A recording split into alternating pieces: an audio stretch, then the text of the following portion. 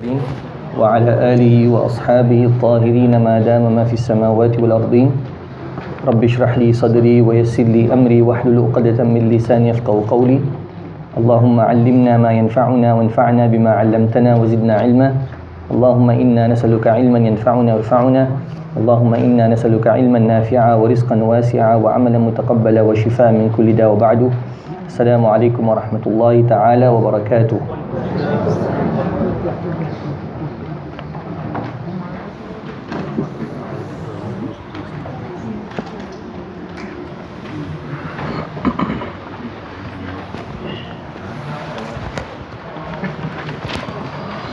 كيف حالكم؟ Everybody okay today? Check out time quickly and then we can motor. Tamam. So just to recap inshallah and put our lesson into context, that we are currently reading through Surah Tawbah, and in this particular instance the surah, the theme of the surah is the name of the surah.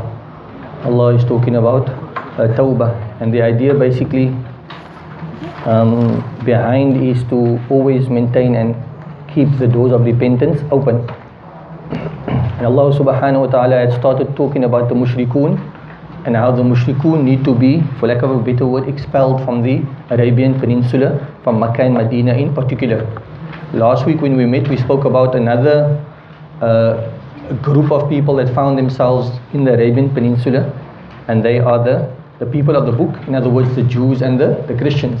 The Jews came to settle in the close proximity of Medina. That's because the books indicated them to that particular place, Yathrib, which Medina was known before. The Christians, they were there in Najd, Najran, I speak under correction. So the people of the book were still there. Are they allowed to remain in the Arabian Peninsula? Yes, on condition that they pay the jizya. Then what happened was Allah subhanahu wa ta'ala briefly, when he spoke about the people of the book, then he spoke about what led to their waywardness. How did they veer, and at which point did they veer off the straight path? There are two causes. One is in terms of their belief. What happened? اتخذوا أحبارهم ورهبانهم أربابا. They took their monks and their priests, they took them as deities, following them rather than following the word of Allah. And I think that's an important lesson for us, in terms of our allegiance. Our allegiance are to our scholars, yes, but in as far as they are committed to Quran and Sunnah, proper understanding of Quran and Sunnah. That was the first cause of their waywardness. Secondly, it was because of the mismanagement of public wealth. And last week we spoke about Amwal and Nas, and just to put wealth into context. And I think if you wanted to add as a general theme in terms of Quran, you could earmark wealth management as a theme of Quran. If you find that somewhat unique, and then just consider the objectives of the Sharia. We know there are 5, and one of the 5 is hifzul mal, the protection of wealth. Right? When Allah talks about wealth in terms of Quran, wealth is the means of your subsistence. So if you don't have proper management of wealth, it leads to other deficiencies, which is problematic, as we can see in this particular verse. There's a statement that says كَادَ الْفَقْرُ أَن يَكُونَ كُفْرًا, that poverty can lead to disbelief. So again, you see the connection between wealth management, wealth sustainability, and the sustainability of your religion. Right?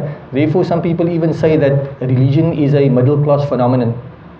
Why? Because if you look at the upper class and if you look at lower class, they both are preoccupied with wealth to different extremes. And what happens is the total preoccupation with wealth leads to oblivion in terms of your religion, and Allah subhanahu wa ta'ala knows best.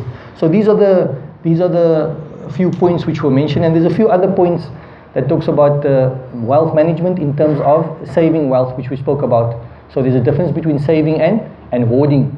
Hoarding is when you don't dispense of your obligations. Saving is basically when you save for a rainy day. So in other words, as a Muslim, you can save as much as you want to, right? And your wealth belongs to you. It's a product of your hard work, but you must fulfill your religious obligations in relation to that wealth. In other words, your zakah, in other words, your nafaqah. And then by extension to that, what else relates to our wealth?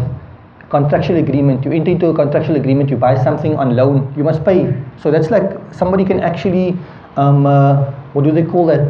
They can go to the sheriff, and then they can, what do they say when the sheriff comes to your place? They can attach your goods, your assets, and they can sell it. Why? Because contractually you're obliged to fulfill in terms of so yes, you can save your money, but not when you have a contractual obligation. And the last one is by government decree. So religious obligation, you must pay that.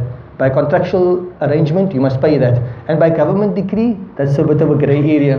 So in other words, must you pay as you earn, as good Muslim citizens, when they have pay as you earn, and then you must duly pay your tax. Wallahu a'lam. That's a different discussion altogether as to whether you can, what do they say? Tax, tax avoidance is permissible, but tax evasion is not permissible. So you can try to avoid tax by being, innovative in terms of structuring your wealth and so forth.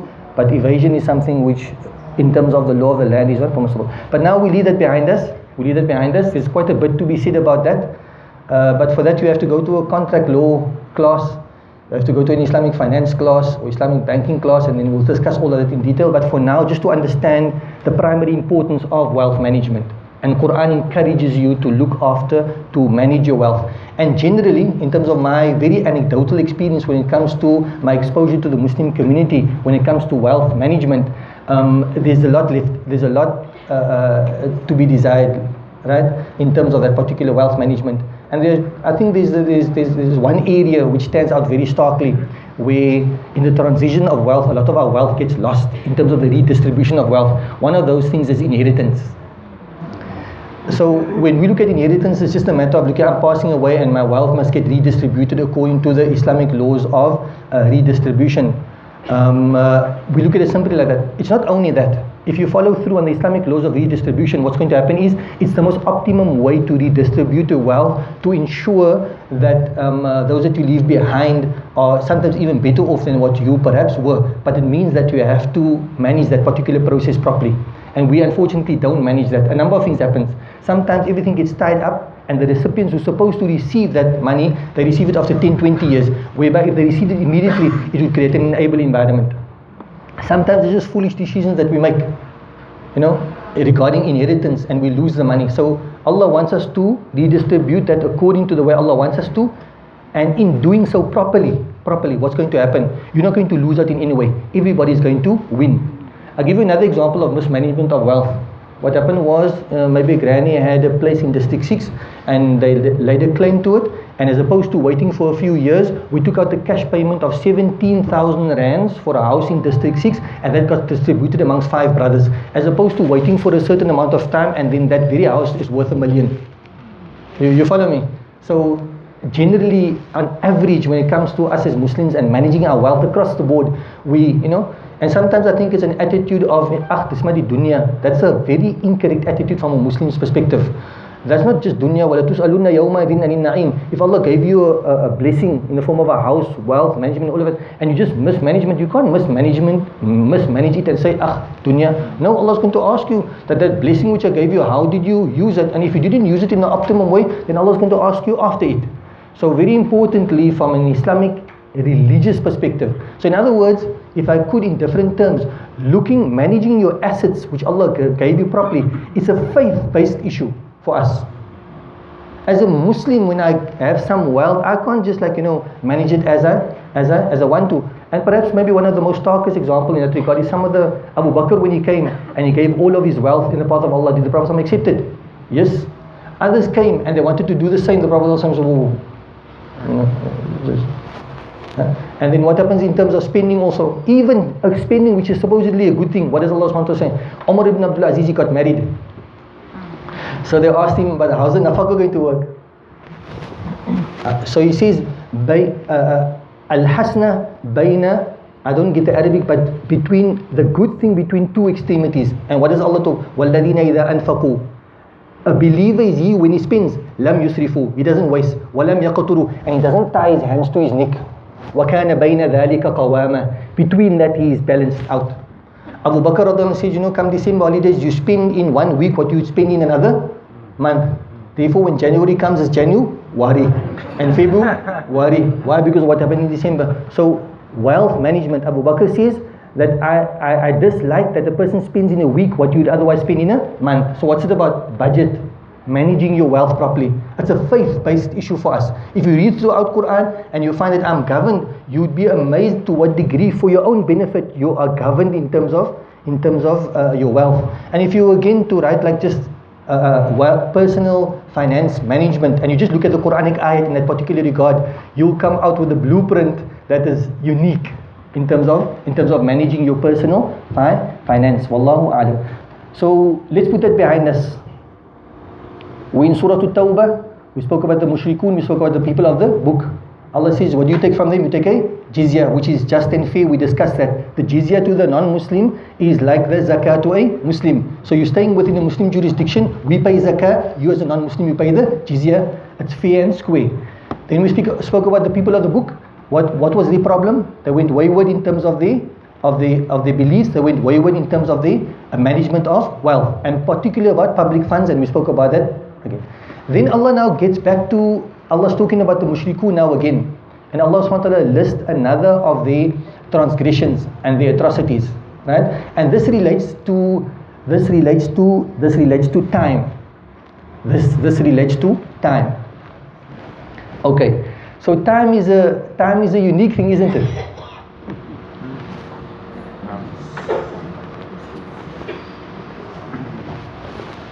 Time is a unique thing.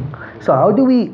So I can just give you the whole thing, and then we'll do the translation afterwards. Let's just have for now, maybe a little bit of an interactive discussion, and we can talk about time. Okay? So how do you measure time? No, I mean, be honest, how do you, if I ask you what's the time, what are you going to do? You can look at your watch. So what type of watch do you have?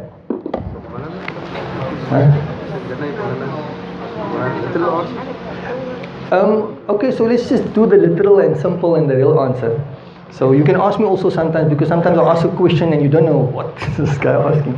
So I'm asking, if I ask you what's the time, what you're going to do, you're going to look to your wristwatch.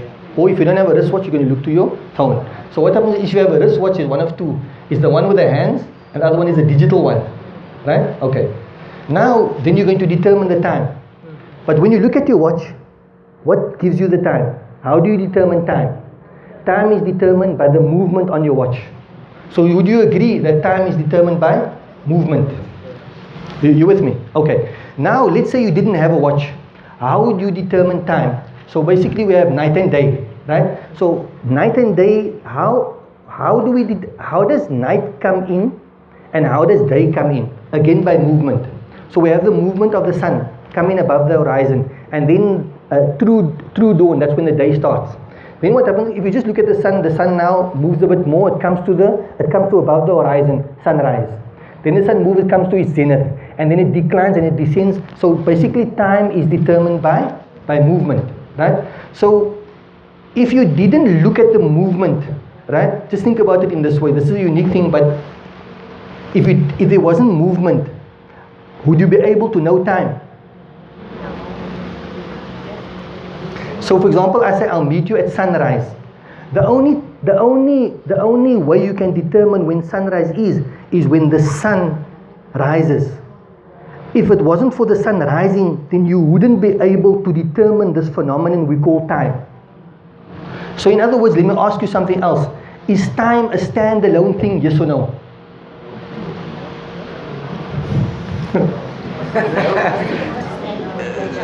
Time is not a standalone thing, number one.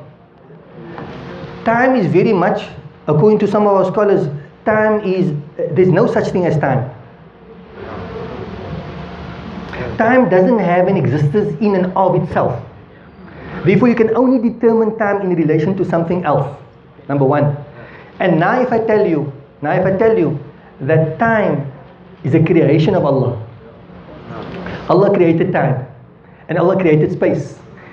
And as a consequence of that, since Allah created time and Allah created space, it means that Allah is free of time and free of space.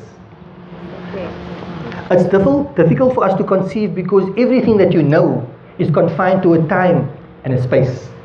But that's created entities are governed by time and space, but Allah is not. So Allah created time. And when did Allah create time? Allah created time, as the verse will say, يَوْمَ خَلَقَ السَّمَاوَاتِ وَالْأَرْضِ. The day Allah created the heavens and the earth, Allah created time. Everybody with me? So pre the creation of the heavens and the earth, what do we know about existential things? Before the creation of the heavens and the earth, what was there? If you recall a certain verse, it talks about the throne of Allah being established. And then the throne of Allah was upon water. Right? That's what we know before the creation of the heavens and the earth. Right? So if you wanted to, and you say Allah uses means, to create something, then everything what we know is basically created from water. You and I, we're 72% water. Everything.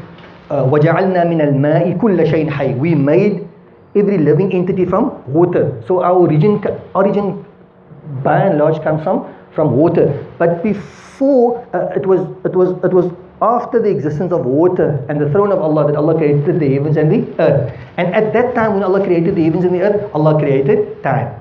Okay? So now let's look at time in a bigger sphere. What happened to time? So we talk about day and night. We talk about the weeks. And then more importantly, we talk about the months. So when we look at the year in terms of time, we have two types of years, don't we? We have the solar year and we have the lunar year. All years, according to scholars, they say all years, based on Quranic verse. Allah says on the day He created the heavens and the earth, He made the year into 12 months. So yes, there may be a difference in terms of the solar year and the lunar year, but according to our readings, is that it doesn't matter which time frame you lived in. The year always had 12 months. Any given year throughout time, there was always 12 months. Whether you consider it to be a lunar year or a solar year, it's always 12 months. And that was what? That was by the decree of Allah subhanahu wa ta'ala. So, in terms of, you have the solar year and you have the lunar year. You can have any other type of years. The commonality between all of this is going to be what? It's always going to be 12 months. Okay? Now you and I, our lives are governed by time frames obviously, right? But by which time frame? The solar or the lunar? By and large the solar. And we say, look here, 365 days in the year, and it runs like that every year exactly the same. Whereas the lunar year, because it works according to the moon, what does it do? In every, 33 years, you'd find that everything goes around. Like, if Ramadan is in December now, then in 33 years time, then Ramadan is going to be in December again, because the lunar year, it moves around like that. Okay. The important thing for us, and just like an added note, our religious lives are governed by what? By the solar year or the lunar year? Lunar year. And that's important for us to understand. Just yesterday, the other day, we had a guest, a person came from India. He had some supper at our place. So he was asking me a few questions about zakah. So he said, look, what I do with my zakah is just easier for me. With the solar year, when the financial year comes to an end, I am doing my books. So then what happens is I work out my zakah and I pay it then. So what do you think we had to tell him? Allah talks about يَسْأَلُونَكَ عَنِ الْأَهِلَّةِ. They ask you about the moon. They ask you about the waxing and the waning of the moon, that movement. So they actually asked how it works. Allah says, don't worry about how it works. Why does it work like that? Why do you have time? Time is mawaqitu linnas, to establish a time for people. Allah put this movement in so that you can create some idea of time. Time is as a result of that particular movement, right? And you can imagine now, imagine the world comes to an end. Can you hypothetically conceptualize when all movement comes to an end, the celestial bodies, the higher realm, the lower realm, everything ceases to exist. In other words, there's no movement. What happens to time? It becomes obsolete. Is it the right word? Obsolete. Or is it now absolute? You must know the difference between that two and that word now that you said. No? Obsolete. In other words, not that you will cease to exist. You're still going to exist, but you're going to exist outside of that time frame because there's no movement to determine that. I think it just becomes easier for us to understand time. So now, for the past week, actually, I've been thinking about this time. It's like and I want you to think about that moment, because everything for us is about time. But if you really understand the essence of time, you get a different appreciation of it. And we're always about your time is going to run out, this, that, and the other. But I think for me, in my psyche, is that I've just taken time as a creation of the creation of Allah, which is subject to the will of Allah, and that's it. And I have my time, and my time is running out. I have to deal with it in a particular manner. So I think understanding time gives you a different type of an appreciation for your very existence. And it's sort of like, almost like, if you can understand it theoretically, and then like makes more sense, and something increases you in your conviction that, look here, my time is running out, and you understand now how your time is running out, so to make the most of your time. Okay, so time is going to become obsolete now at that particular time. For now, we get back قُلْ يَا مَوَاقِيتُ لِلنَّاسِ وَالْحَجِّ, and for the Hajj also. So now if you're paying your zakah, do you pay it according to the solar year or the lunar year? The lunar year. And what happens is, the lunar year is shorter than the solar year. So what's going to happen is, actually what you're doing is you're delaying paying your zakah a bit.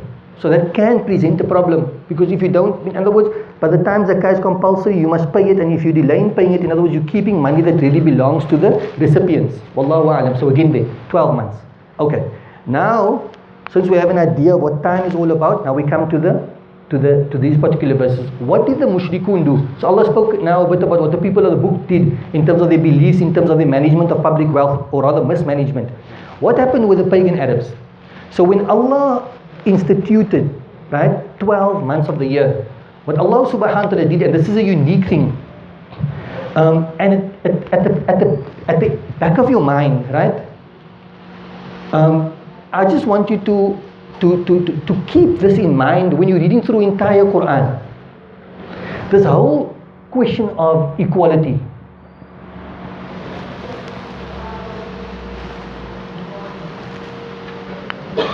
Because that's a buzzword in today's time. Equal. For example, men and women are equal. For example, equality. So leave us out of the equation. Let's see if there's equality in any of Allah's other creations. So time, look at time. So what do we have? We have how many days in the year? We said, let's call it 365, right? So are all the days equal, or some days more, some ways more virtuous than other days? The day of Arafah is considered to be the best day of the year. So now, how come Arafah is a blessed day to the exclusion of all other days? Then you get months of the year. When you look at months of the year, what is the most significant month? Ramadan. You get days, you get nights. What's the most significant night of the year? Laylatul Qadr. When it comes to equality in the creation of Allah, there's no such thing as equality. Certain things just get preference over other things. That's the system of Allah. But it's how, it's how we actually deal with it. So Quran doesn't talk about equality.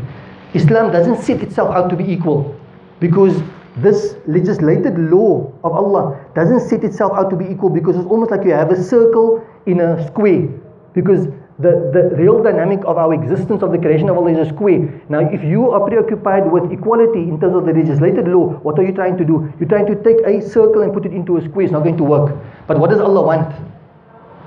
There is inequality in terms of the creation of Allah, but Allah set itself out to establish a sense of justice, adl, balance.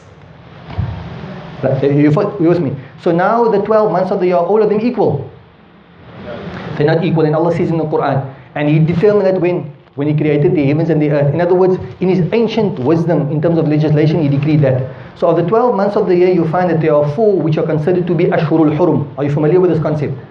So the 12 months of the year, 4 are Ashhurul Hurum. What are they? They are Dhul Qa'dah, Dhul Hijjah, and Muharram. So you clearly see the 2 months of Hajj there, because Hajj begins when? Hajj begins in Dhul Qa'dah, and in the first 10 days, no, actually after Ramadan, what's it? Shawwal, Dhul Qa'dah and Dhul Hijjah. Right up until the 10th of Dhul Hijjah, those are the days of Hajj. So okay, Dhul Qa'dah and Dhul Hijjah and Muharram, the first month of the year, Shahrullah Muharram. And then you skip a few months and you come to Rajab. So those three which follow one another, and then Rajab, they are considered to be sacred months. And then what does Allah tell us in the verse? These 4 sacred months. But before we get to there, the Arabs, what did they do? Initially, those 4 months, it was prohibited for fighting was prohibited. Fighting was prohibited in those 4 months. Now what happened is, remember we spoke about we spoke about those months there. So what happened was, what was it? Dhul Qa'dah, right? So Dhul Qa'dah, Dhul Hijjah, and Muharram, right? So they 3 months in one, and then the other one becomes Rajab. Jazakallah khair. So the other one becomes Rajab. Now the Arabs, for them to desist from fighting for 3 months was for them altogether too long. And perhaps maybe one of the reasons would be basically that fighting also was a source of revenue. So now 3 months without revenue in the form of fighting and booty and stuff, that's too much. So what did they do? Here they did an interesting thing. One is they could just basically avoid the law of Allah and say, look here, we don't consider something to be muharram. But what they did, they were quite innovative about this. And there's a lesson for us, I think, in this particular regard in terms of their approach. Because it's very much a Judaic type of approach. And what is that? Look, we'll try to circumvent the law of Allah without breaking the law of Allah. So what did they do? They say, okay, look here, we won't fight here, we won't fight there, but look, muharram, we're going to change it out for another month. So we declare this as a normal month and the other month as a sacred month. Are you with me? So we still maintain the 4, but the third one is going to be at our discretion. You with me? It's almost like we're going to throw the nets on a Friday, we'll collect it on the Sunday, so we're not fishing on the Saturday. You follow me? So here what happens is we sort of like we are not fighting for 4 months, but it's just that we're not fighting. We're going to fight in Muharram where we're not supposed to be fighting, but then we will not fight. So in other words, what is this in our time? We don't follow Allah's storyline, we follow our storyline. But we do it in such a way where we feel better about ourselves. And that's the ploy of the devil. That hada kaidu shaitan. This is the plot of the devil. Because he justifies, he embellishes, what you're doing is wrong. But not that I'm doing wrong and I'm doing wrong. No. Most of us wouldn't do the wrong then. But he makes you do the wrong, but then he justifies it. And that's the whole thing. I mean, Fir'aun killed off the whole of Bani Israel, but did he feel justified in doing it? Yes. أَفَمَنْ زُيِّنَ لَهُ سُوءُ عَمَلِهِ. That the bad is made to look good, and that's what we must steer clear of. You know, when you have a justification to do something which is clearly wrong, and you see it as actually being good, and you sort of like justify the reason why you're doing it, that's something which we should steer clear of. So this is what happened in relation to the pagan Arabs. So then what does Allah subhanahu wa ta'ala say? On this, so what do you have now? When you change something out, what happens? Everything gets mixed up. So it went like that probably for decades, if not millennia, in terms of this particular practice. But then in the 10th year of Hijrah, which was the Hajjatul Wada of the Prophet ﷺ, on that day on Arafah, Allah subhanahu wa ta'ala revealed and said that, you know, the way that the months have fallen into place now, that is exactly the order in which Allah subhanahu wa ta'ala had placed it on the day that He created the heavens and the earth. So from then up until now, the months running like that consecutively is exactly like it is, and it is in the correct sort of order, despite, you know, the interference from the pagan Arabs at that time. The important thing here again, when certain things get preference over others, Allah tells you, فَلَا تَظْلِمُوا فِيهِنَّ أَنفُسَكُمْ. Don't transgress against yourselves in these months. So does it mean that, you know, you can disobey Allah in the other months? No. It simply means that these months have a greater significance to it. Certain places, certain times, they just have a greater significance by Allah subhanahu wa ta'ala, and a transgression there would be considered to be a greater transgression than in any other normal times. So these are months, like Muharram, the month of Allah. You should fast like basically the entire month. Why is that? It's a sacred time. So fill it with sacred works. That's particularly the idea. Okay. That is the first part of the verse. Everybody okay with that? Tamam. Quiet. Now let's take a break now, because and I'll give you the second part of the verse now, and then we'll continue inshallah.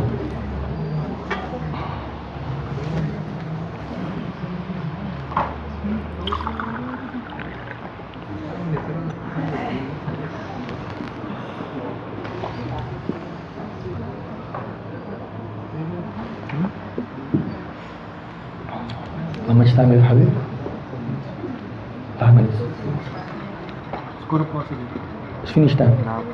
We'll do the last part. Yeah, we'll do it.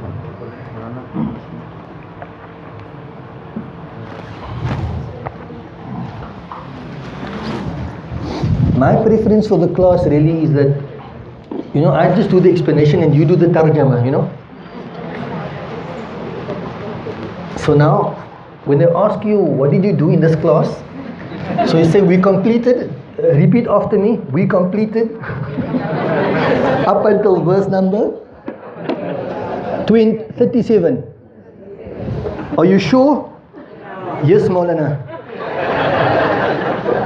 So the last part of the verse, so you just go through the tarjama there, but the understanding you basically plan on the Iddat Ashur. The other part, and this is the very serious part for us. What were the pagan Arabs guilty of?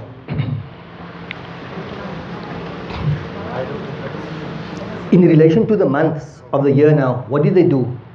They shifted it. In Arabic, so in most instances what would happen is they would defer. How do you spell defer? Double F or one F? One F and double R. No, just like that, defer.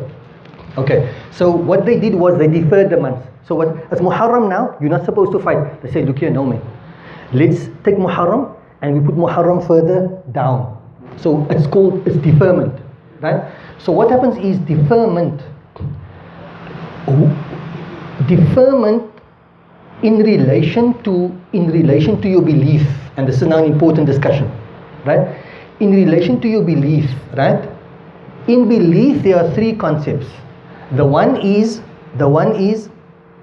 they call it i'tiqad, that's basically in your heart. The other one they call is i'tiqad, the other one is qawl, which is an utterance. So you believe in your heart and you make the utterance with your tongue. And then what happens is after that you have amal, which is an action. Okay? Now allow me to say that what makes you a believer? What makes you a believer according to the Ahlus Sunnah wal Jama'ah, according to the traditional scholars, is your belief. So if you believe but you don't utter that belief, right, and your practice isn't in accordance with that particular belief, you're still a believer. You got that? So in other words, you know, sometimes they say, so let me ask you another question, and these are all theological questions that scholars ask. I'm just simplifying it somewhat. If a person commits adultery, right, does it take him out of the fold of Islam, yes or no? Is he still a believer? Yes. In other words, a major sin doesn't take you out of the fold of Islam. If you steal, that's a bad thing, but does it take you out of the fold of Islam? No. Everybody with me? You don't pray, and you're praying as a result of sheer laziness. The fact that your non-compliance, your omittance of something that you're supposed to commit, right? Does it take you out of the fold of Islam? No. Right? Okay. Now what happens is, what were the pagan Arabs guilty of? Deferment. Now deferment is what? Is it a belief? Is it a statement? Or is it an action? Action. Now Allah says now, ya innama. Now innama, you know, is what? Inna means definitely, right? Now when you say innama, you put that together, it's adatul hasr, it means only. So Allah talks about innaman nasi'u, their deferment. Allah talks about what He said, ziyadatun, is an increase fil kufr, in disbelief. So the apparent you get from there is what? Is that an action which is deferment, right, is an act of disbelief. In other words, it takes you out of the fold of Islam. But now you need to understand it. It's not just deferment and playing around. If they were just playing around, it becomes a sin. But when you defer it in a way that you consider it to be permissible, you follow me? For example, like you don't pray, and then you tell yourself, but you know, I don't have to pray. Praying is not obligatory. What does that do? It now comes into the realm of belief, and it takes you out of the fold of Islam. So when they deferred the months, they did it istihlalan, considering it to be permissible for them to tamper with the laws of Allah. Now when you tamper with the laws of Allah only, that's not disbelief. But when you tamper with the laws of Allah, right, and then you consider it to be permissible, right, and then what does it amount to? That amounts to disbelief. You with me? So this is a very important phenomenon to understand. Very important. Because what could very well be is that inadvertently we could fall prey to exactly the same thing. For example, you see, if you make out a will, we were speaking about wills earlier on, and your will isn't according to Quran and Sunnah, that is a transgression. Does it make you a disbeliever? No. Allah is going to call you to account for it, yes. Right? But you're not a disbeliever. You die as a believer, however you die as a sinner. But now when somebody tells you that you have to do it in this way, and you say, what do you mean? I'm going to do it my way. And your whole attitude is that you're giving me the law of Allah, but I have a law that's better suited. So what are you doing? You supplanting the law of Allah, believing that what you're doing is better than what Allah has prescribed. That if deferment amounted to an increase in disbelief, then this is going to amount to disbelief. You with me? You, for example, get married. So what happens is the normal, qabiltu nikah li nafsi bidhalik doesn't suffice you. you want to get married according to a particular regime, and let's say, for example, you go according to the, what's it now called, anti-nuptial contract, right? Or rather, the more famous one, married in community of properties. So if you are married in community of properties, that stands in contradistinction to Islam, to the Islamic marital regime, right? So let's say you come to realize that this is not permissible, right? And then you make amends and you change it, good and well. But you come to understand it's not permissible, but life just goes on and you pass away in that particular manner. You're still a Muslim. But if you say, what do you mean? That I can't get married, in community of properties, right? And you consider that to be the just way, this law to be more just than the law of Allah subhanahu wa ta'ala, that could very well amount to what? An increase in disbelief. Whereas the action in and of itself is like innocently a wrong thing to do. But when it goes beyond that and you want to supplant the law of Allah, and then if you look at it, many things are basically designed in that particular way to supplant the law of Allah subhanahu wa ta'ala. Here it's deferment, but the bigger lesson for us is when a person wants to legislate from his own side. And I think the problem really is that, we're sitting with the aeroplane and we don't really understand the rocket, which is Islam. That's sometimes a problem. Because if you, for example, I gather that many of us are married in community of properties, right? And then what happens is we see the benefit of that. But that benefit is stark to us. Why? Because it is based on, it's not that it's like this now. Okay, now I almost thought I had artistic skills, so I was going to throw something. Then I realized I have an apparent deficiency in that regard. Okay. One day I saw two cars, right? It was advertisement and it was borderline, because South Africa, they don't allow that. You have one car that is like uncovered, it's a BMW. And you have another car and the car is covered, but on the front, on the hood, there's something round sticking out. What car is that? Mercedes, right? You follow me? And that was now very cheeky of BMW to advertise like that, because in South Africa you're not really allowed to advertise like, and then you like push down the opponent, and you like, you can't do that. In America you can. Like you can clearly have two cars driving, and then the guy drives in the Merc and he else, and the guy in the BMW is like, oh, we had to buy him, whatever the case may be. It's not allowed here, but alhamdulillah. Now if I tell you this, you have two cars here, I cover both, right? Then I uncover the one, right? And I tell you that this car is better than the other car, by far, and I explain you the virtues of this car, right? Would you make a decision to go for that car without uncovering the other car? Would you? You'd be foolish.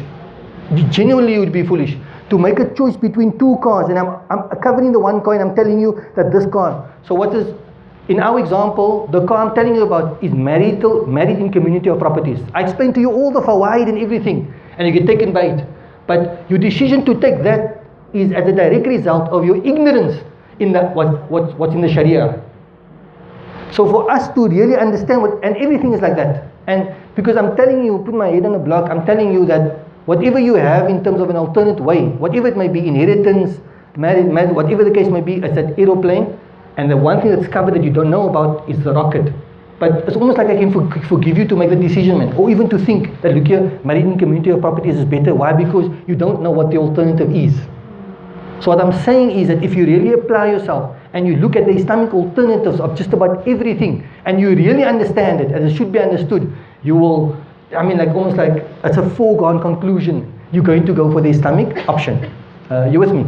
So that second part is a part of the verse that we can mine for, not only for the whole idea of deferment as an act, not taking you out of the fold of Islam, but deferment as an act with the belief that it's permissible for you to do that, is an increase in terms of disbelief. And the other examples that we've given, I think, and that has brought us, Mullah Khalil is Shahid, his witness, to verse number 37. Jazakumullahu khairan. It's clear now,